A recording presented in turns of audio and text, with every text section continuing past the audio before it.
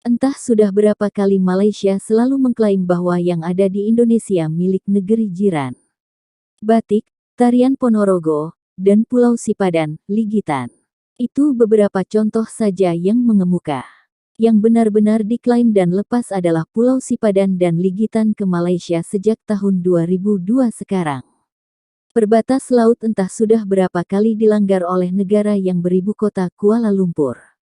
Kini ilmuwan Malaysia bernama Moh Hasmi Mot Rusli, dosen senior di University Sains Islam Malaysia dan Associate Fellow di Institute of Oceanography and Environment, University Malaysia Terengganu menyebut sejarah Kepulauan Natuna tidak terlepas dari pengaruh negara-negara bagian di Malaya yang kemudian dikenal dengan Malaysia. Dan tertuang dalam konsep Utoposideti Juris Pengakuan Hak Internasional tahun 1957 melalui Kesultanan Johor Merdeka.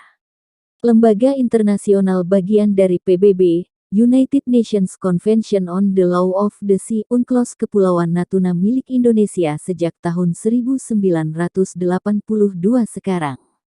Termasuk Laut Natuna masuk dalam zona ekonomi eksklusif ZEE secara hukum internasional punya Indonesia. Berdasarkan pengakuan UNCLOS itu, Kepulauan Natuna telah dimasukkan sebagai salah sebuah wilayah di dalam Republik Indonesia berdasarkan surat keputusan Delegasi Republik Indonesia, Provinsi Sumatera Tengah bertarikh tanggal 18 Mei tahun 1956. Dan berdasarkan UU Nomor 53 Tahun 1999 dikuatkuasakan pada tanggal 12 Oktober tahun 1999 menjadi Kabupaten Natuna, masuk dalam Provinsi Kepulauan Riau. Bahkan, ketika terjadi ketegangan di Laut Natuna dengan negara tetangga, Presiden Jokowi bersama rombongan melakukan kunjungan ke Pulau Natuna, dan berlayar di Laut Natuna dengan kapal perang.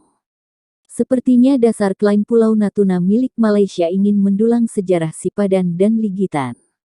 Malaysia berharap masalah Pulau Natuna dibawa ke Mahkamah Internasional.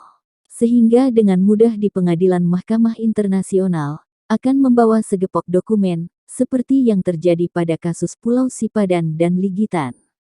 Jika ini yang diharapkan Malaysia, maka Indonesia perlu melakukan segala cara yang terukur.